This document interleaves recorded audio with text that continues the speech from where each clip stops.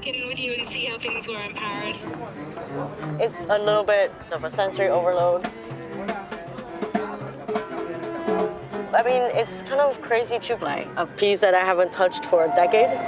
Welcome to the Philharmonic Ballet. May we remind you that it's forbidden to record. And all of a sudden, I'm like in the most chic hall with a sold-out concert playing Tchaikovsky 1. Like, everyone knows how it goes. So there's lots of uncertainty. I feel like a virgin. It's like I don't. It's gonna be fun. You're amazing. I think I'm hungry. Ooh, I'm hungry.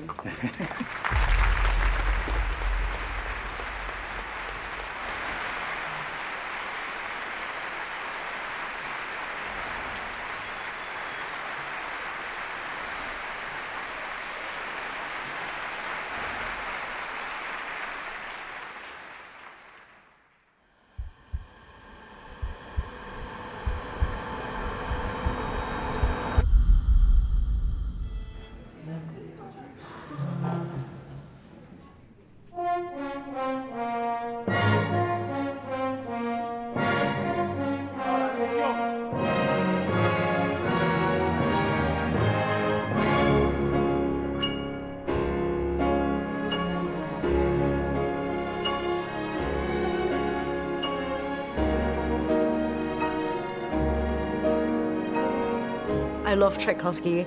The first composer I heard was Tchaikovsky. And I feel close with the piece because my mom's a ballet dancer, so the first thing I heard was Swan Lake. But being so high-minded as a teenager, I reject the idea of playing Tchaikovsky 1. A little bit like, no, I have to be a little elitist. It's too familiar. Cada uno de ellos menos, ¿ok? And this is the first time I'm playing it again after a whole decade. It's more than a decade. This concerto, I think, as famous as it is, making people connect with this beautiful masterpiece is very special. Yeah, I mean, the minute you start playing it, it's like, okay, I get it why everyone loves it. Mm-hmm. It's so gratifying to play. To prepare a concert is, I breathe it, you know, and internalize the music. There's one part of the brain that's definitely like shutting off the external world. So you can be 100% into that zone. When I practice, it feels like lots of notes, but when I'm in a concert, it just happens. I think it's very particular what we do because we study the piece and people can think that you will do in the same way all the time. And it always changes. Yeah, you know? It's never a replica. And then from a rehearsal, it changed completely to the concert. And there's things we can't control, like the temperature in the room. And even with that, the sound of the piano changes. Absolutely. And with every score, there's just always so much to discover and so much potential. So everything contributes to that one performance.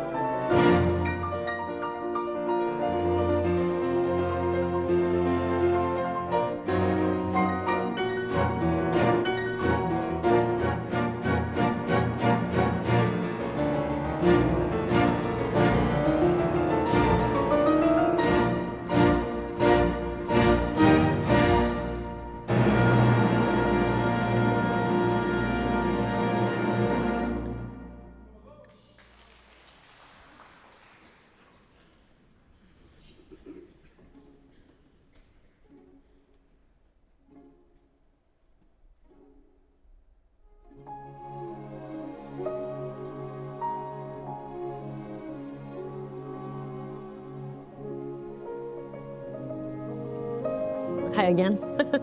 Hi. Do you have a few minutes? I just wanted to run through some repertoire with you. Yeah, totally. For the fall, we've got Rotterdam with Robin. We have 2 concerts in Toulouse and 1 concert in Dortmund with Tarmo, doing Prokofiev too. And then we are combining Ravel Left Hand, but with Ligeti for Cleveland Orchestra. Oh man, that piece is like is rad, but is like even making my brain go hazy. Yeah, I went to a park to get a break from looking at the score, and then I see the trees as bar lines. It's haunting you wherever you go, that place. I tell you, Yeah. it is.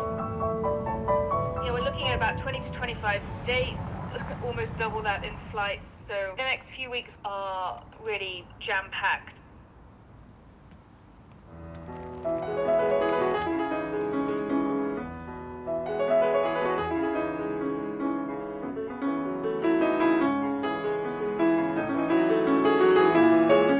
Well, I started when I was 6 years old, and then half year later, I already performed on stage.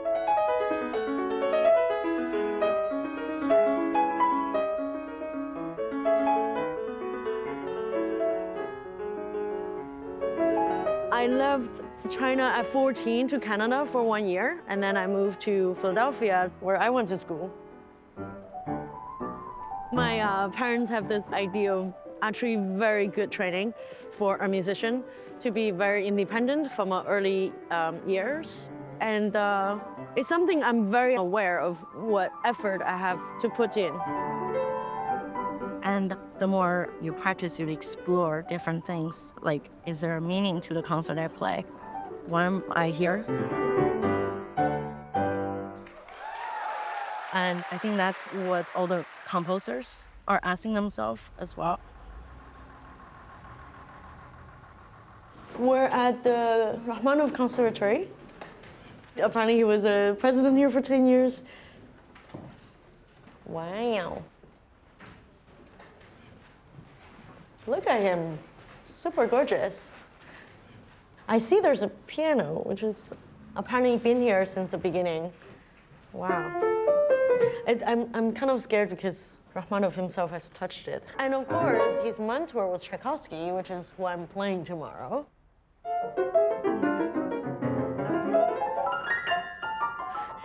I love the... You see their photos, you know, they never smile, those Russian masters, but they have so much humor. And the Rachmaninoff 1 is so beautiful. Every time I play, I'm trying to give life to what the composers are asking themselves. Their warmth, their passion, their pain, their suffering, their everything is in the music. And it's all there. It's just for us to discover. And last year I did all 5 concertos by him. Not in a week, not in 2 weeks, but in one afternoon. Just 10 minutes in between each concertos, only because I want to change to different outfits. It was a huge achievement. And the standing ovation, of course, is one of the things I'm grateful for. But for me, it felt really amazing because it was really a dialogue between me and the composer.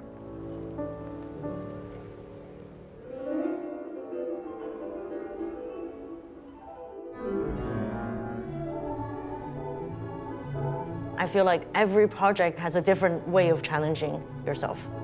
Like it's a never-ending way of striving, not in like a Sisyphus effort way, but in a way like you're curious about something.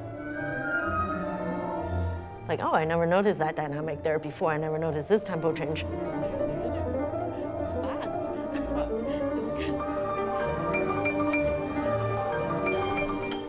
And in terms of this piece, whatever memory I had was me in my 20s, and now I'm in my late 30s. Just like a little change of perspective, and then you see the music in a different way. So the Tchaikovsky 1, hopefully something beautiful happens.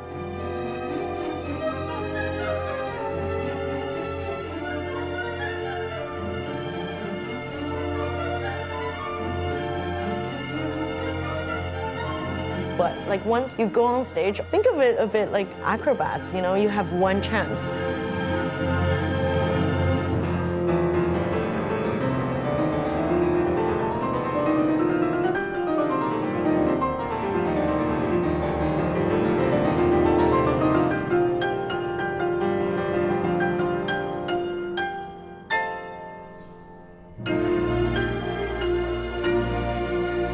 For me, that's how to live my life as well. I can't live my life like it was recorded, and then if I don't like it, I'll record it again, right? I can't do that.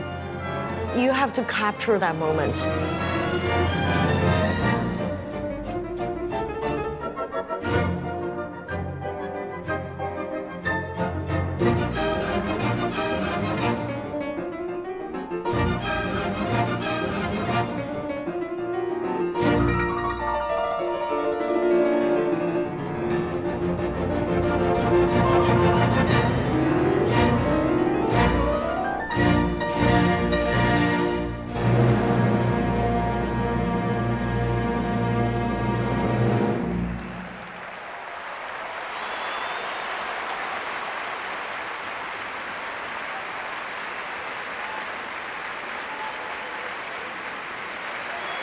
When it's just right, a very good concert does make you feel like you have achieved something.